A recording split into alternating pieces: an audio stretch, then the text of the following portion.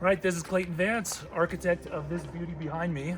And what we're going to do today is just walk through with the builder and myself and talk about some of the design inspiration and the features of the house and just fill you in on what we're going to be looking at. So, builder Joe Witt is here with me. Most of the time builders don't do this very often. It's generally us designers and architects. And also right behind me, wherever he went, the realtor. This is Rod the realtor, and he's going to be selling this for us. And so let's just take a little walk through the house. One of the things that we wanted to do, so this is modern obviously. We're here at the Deer Vista neighborhood in the Park City area. We've just had our first snowstorm, so it's a little bit cold, a little bit snowy, and we're seeing how the house performs in the snow, which so far so good. And we've got some really large roof overhangs. But I think one of the coolest features here at the very beginning was this front door. We wanted to make sure that one of the design considerations you have at the very beginning is how do you make an impact statement right at the outset? And so what we wanted to do was make sure that our staircase, our entry sequence, and everything else like that, when we walk through, we're gonna see right through the house, lots of light and lots of drama. So let's go ahead and just head inside and look. Yeah. Joe, do you have any thoughts? Yeah, one thing, you probably just need to edit this, but Deer Vista is a lake view, mountain view, 4-season community. This is awesome. It's winter and it feels like winter and it looks like winter. You're up here, we get great snow, and the summer is nice and warm and beautiful, and you'll have a spring with flowers coming out of the ground, and you'll have a fall with fall colors. It's 4 seasons, 4 legitimate, independent, segmented seasons right here with the lakes and the mountains to enjoy. Yeah, yeah, and I'm going to piggyback on that just by saying when you start, you begin with raw land, so you have a site, right? And this site was actually pretty low. We have a road behind us, and so we were trying to elevate ourselves above the road. And we had a discussion at the beginning of design to try to figure out what elevation are we going to come in at? Where's the main floor? Is it on the second level or the ground level? And we decided second level. And so this garage that we're looking at right here is actually a suspended slab. There's a whole basement underneath that garage in order to accomplish that. And so it may look like this was existing grade, but we're sitting, what, 12 feet higher than what used to be existing grade, sitting on fill. Everything's compacted, it looks good, and that was to ensure that we got ourselves the view that we wanted. Well, you're also getting here, you're getting the fact to where, as you come in, the driveway has some good exposure so that the snow melts off. And you also have a great 3-car garage, big, what every man wants, but it's very clear to where there's not steps. It's very flat, minimal slopes out here. So you come in here and grandma can get out of the car in her walker, in her wheelchair, and come right up to the front door. The architecture has been addressed on this lot to where it's like, you know where you're going when you come to this house. Welcome, look, here's the front door. Welcome home, welcome to our house. And that's exactly what the architecture says without having to say a word.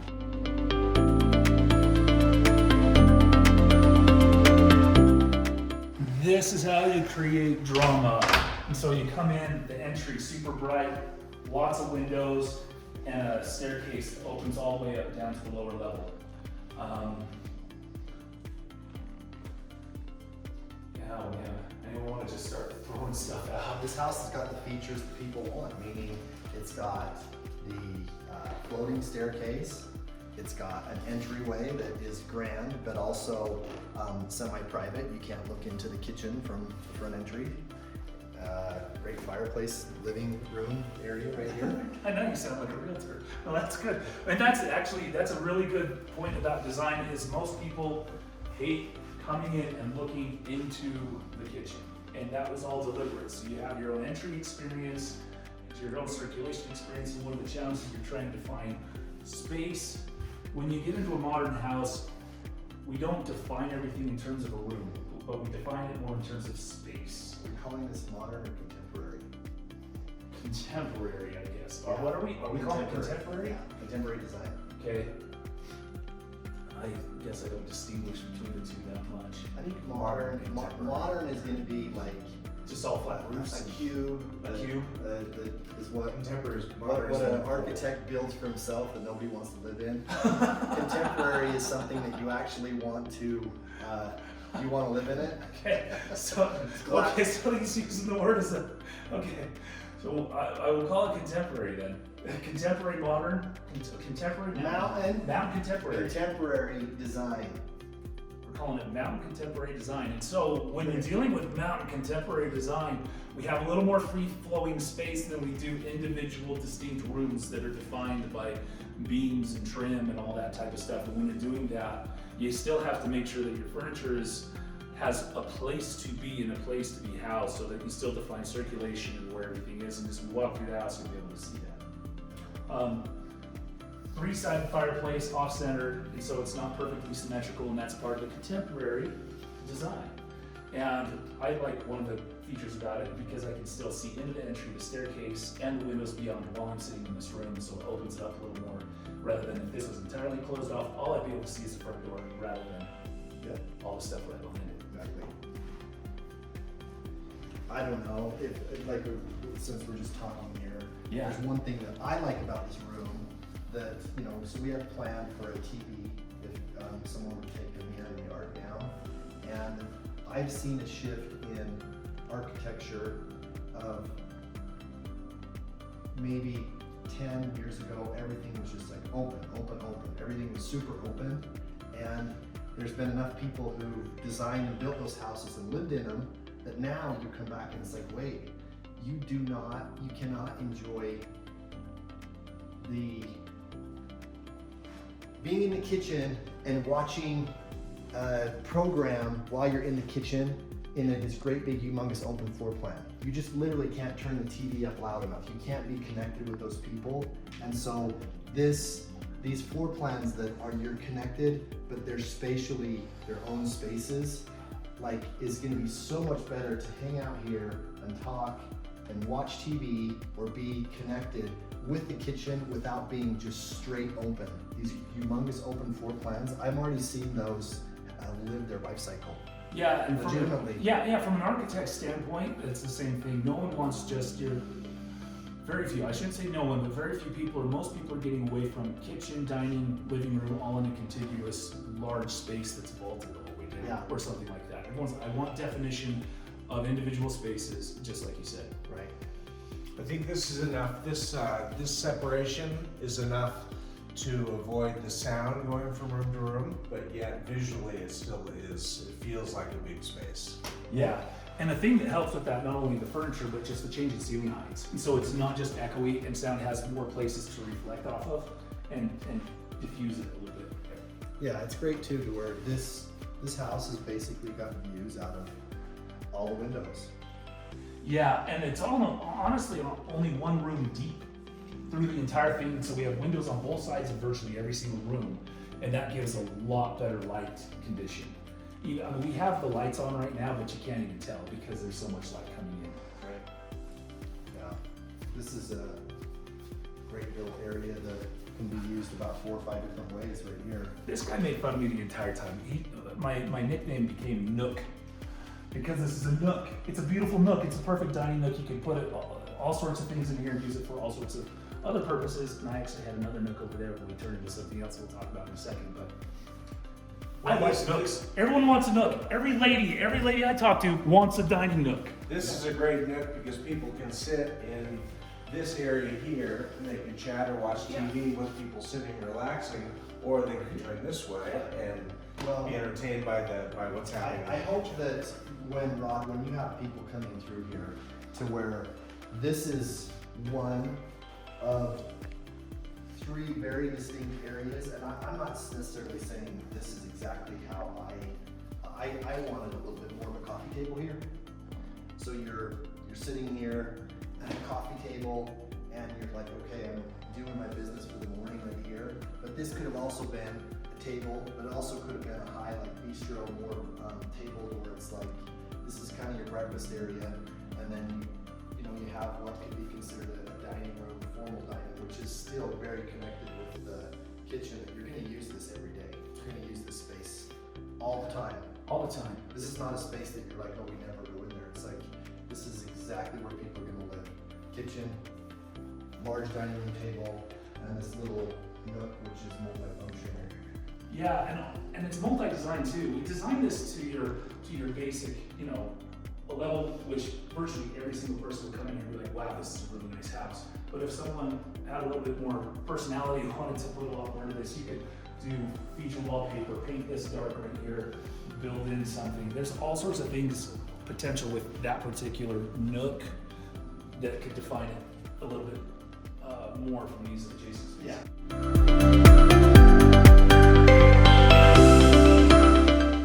This kitchen has what everyone wants right now, which is waterfall countertop on the big island, 6-burner Wolf range with 2 ovens, griddle, dedicated 30-inch fridge, Sub-Zero, dedicated 30-inch freezer, Sub-Zero. Microwave is hidden. Microwave is here in the island so that you don't see it. Oversized 48-inch sink with accessory sink with the drying rack and the soap dispenser. And this is what people are wanting. Integrated dishwasher. Integrated meaning it has a cabinet panel on it, so it just sits right perfectly flush. And then we have this full usable, extremely large pantry. Yeah, and since kitchens in today's world are the heart of the home, right? Kitchens are the heart of all design in terms of where everything begins. What are the views I'm looking at? Standing here looking at the lake in this view while I'm prepping and socializing with the people at the bar. Over here, I'm looking at the mountains through the sink and the front entry to see who's coming and going, and also just the beautiful view out there. And we've got light from multiple sides, and so it makes it really nice. One of the discussions that Joe and I had here, because if you look at the pictures on the outside, this is a really high ceiling. And so we had a discussion during framing about how low do we drop this in order to have both luxury but get the light close enough to you so you don't feel like you're in a giant cavernous space. And we eventually decided on this. And these design decisions, some of them are made, you know, in the design phase, some of them are made in the construction phase. And what you determine during or with your architect during design will definitely affect how everything ends up in the end. Because there's a certain width from there to there, and in order to accomplish how many people you want to host at any given time in this space, you have to know how wide this needs to be. Because this space is like 4'6" or something, that you can have 2 people very comfortably walking back and forth. If this is 3 feet, all of a sudden that gets a little bit messy, especially if you're trying to host a party. So knowing dimensions during design is super critical, and I think this turned out fabulous. For sure, yeah, for sure. Let's see, the pantry.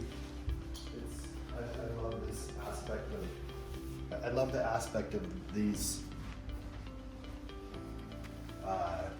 Secondary kitchens, butler's pantries. Yes, and it's call it whatever you want. Big, usable, great butler pantry space that is tons of storage, lots of countertop, second dishwasher, wine makers, dedicated ice maker, and this is the space where people are going to use this just as much as the kitchen.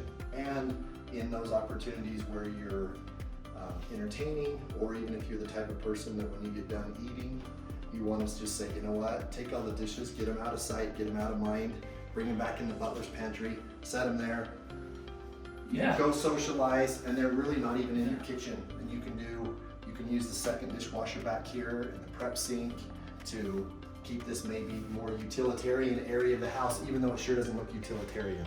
It looks flippin' swanky as all get out. Yeah, it's super swanky. And another very convenient feature is that the garage is just right there. And so you just walk from the garage to right here, drop everything off. Nice little mudroom. And you know, Joe, I have, just in terms of how flexible design is and how different things can end up different ways, in retrospect, there's a multitude of ways you could actually do a configuration like this. In that, you could actually have that is the pantry, the garage door right here, a larger mudroom, and then bring that over, and there's a larger like accessory closet with a bathroom over there, and use it that hallway space. But one of the things we wanted to do was when we were walking through this garage door, we wanted to walk in and see a beautiful piece of art and that type of stuff. So anyway, just when you're in design, there's so many ways you can actually do a thing that get someone with experience so they don't lead you down the wrong path, that's all. Yeah, I think that with the mudrooms, I mean, it depends on what type of person you're gonna have here, to where the garage is big enough and awesome enough that some of the dirty stuff is gonna stay in the garage, and then the slightly cleaner portion of the mud is gonna come into the house. But this is the garage everyone wants.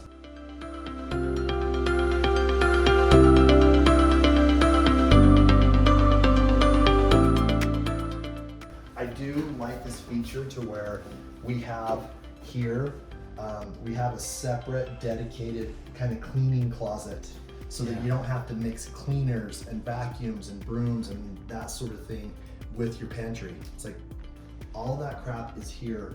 This is truly utilitarian space. I think you even call this a janitor closet, Yeah. which cleaning supplies are in here. They do not, Yeah, they don't commingle with your food. absolutely not. Yeah, and then another thing you always want to do with bathrooms, you don't want them too public, and so that's why this little powder bath is just both off the mudroom and off all of the space out there, because everyone loves to be at a party and then you open the door right adjacent to the living room and you're just seeing a toilet and someone coming out.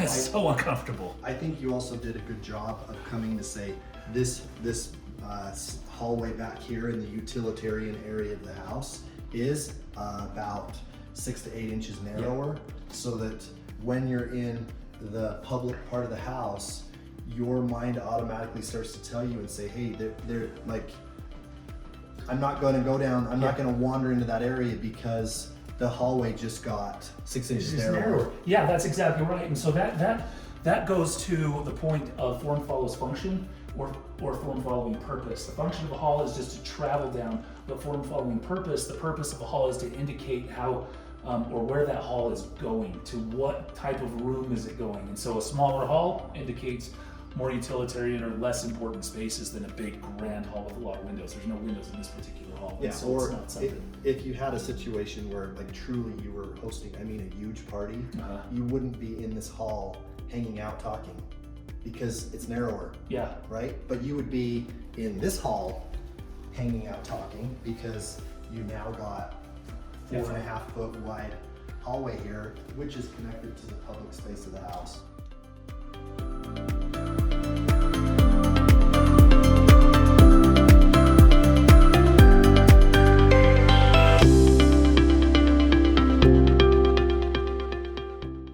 Walking into the master, same view, large door goes out to a large patio, upper patio, closet, and then another closet over here. His and hers closets. Yep.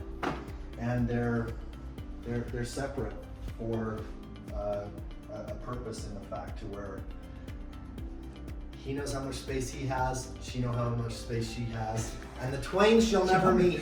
I've never had an experience where people love sharing closets.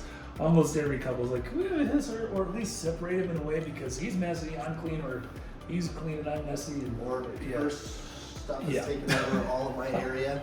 Yeah. Same thing with the bathroom, to where it's clearly defined his side and her side. And one of the issues with defining bathrooms, designing bathrooms so they function and aren't too big is actually really challenging. Because you can go into a lot of these like Showcase of Homes or Parade of Homes houses, and people have designed these master bathrooms with these enormous spacious interior things where you can have a dance party in the master bath. But that's a complete waste of space that we could have used into some public space. And so getting all of the things so that it can be used as both circulation and also purpose, getting ready, doubling up uses of floor space is absolutely critical when you're in here. So it's not just an empty volume where you can host 10 people.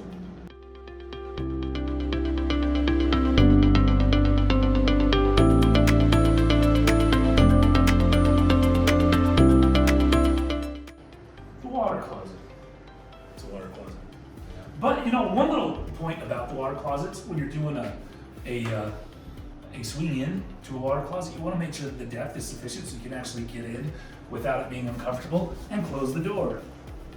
How did we do on our? And so It's perfect. I'm gonna do the builder's test. One of the areas that the touch up as far as paint and finish work and drywall is super critical is right behind the water closet door, because you stare at that. I'm gonna see how we did. How's it look, Joe? Flippin' nailed it, man. Nailed it. That drywall and that trim work is absolutely perfect in there.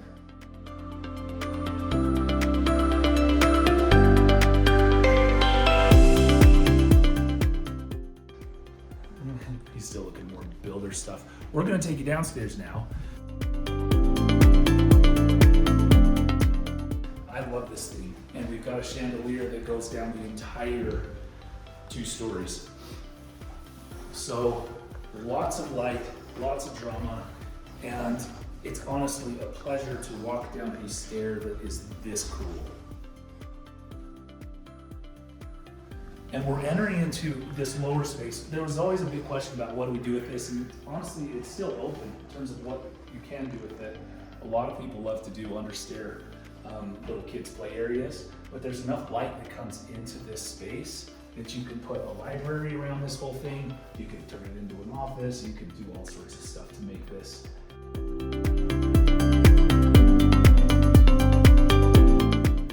This is where you can kind of tell the craftsmanship of how clean all this is. There's not a bunch of big, ugly welds with splatters and that sort of stuff on them, and so they're not all created equal. This one's done really nice.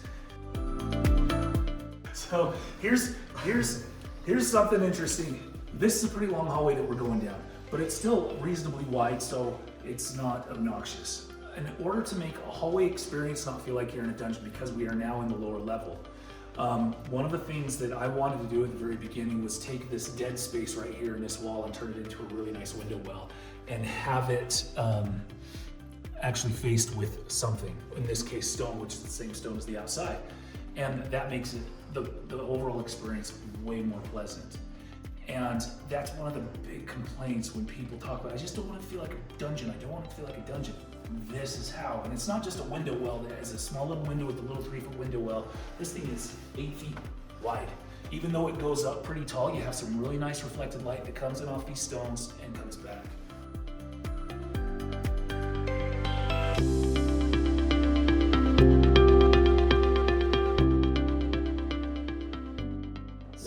One really nice feature, especially when you're building up against, so the foundation wall sits right below this, and then the other frame wall, we went straight up with it, but it lends for a really nice big sill, and that's pretty cool on the inside. Here we've got this office, which could also function as a bedroom. This is one of my favorite spots because we did a glass wall, and if you work from home, sitting in here, taking phone calls, looking through the glass wall, through this exterior door at the lake, at the wildlife outside. This is such a great space. Love this. This whole house was designed around views and creating spaces that looked at views. Personally, when I talk to people, I talk about framing the paintings of God.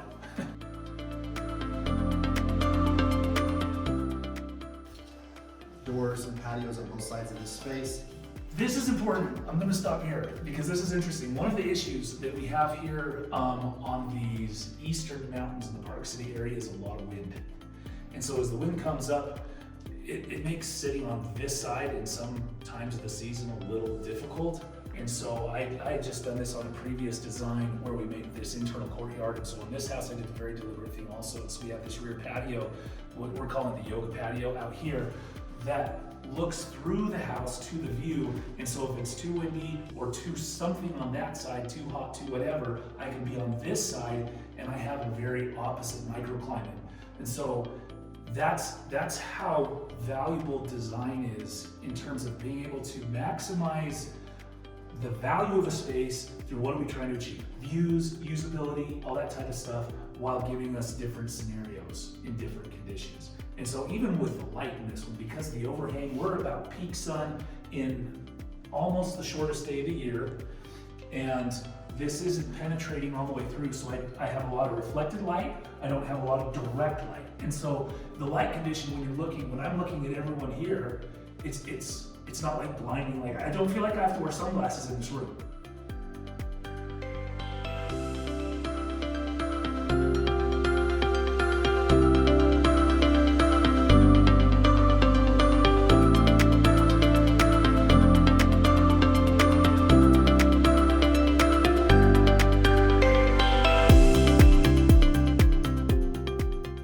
So we're defining this as an exercise space. It's a little bit of a blank palette for yourself, but not as much as the biggest blank palette.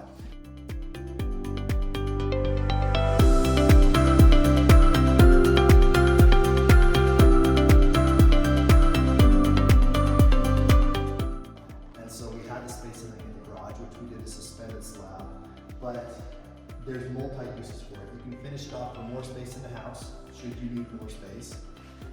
I've seen people on houses that we've done like this, they use this as storage, they bring the patio furniture in. I've seen people use it as their mountain bike repair shop, and so it comes in to say, yes, we come in and we put some benches and some tables, and they've got mountain bikes on stands, and they're fixing the brakes and doing certain things on them. Storage is not easy to come by in the Wasatch Summit County Park City area at all. So that is it.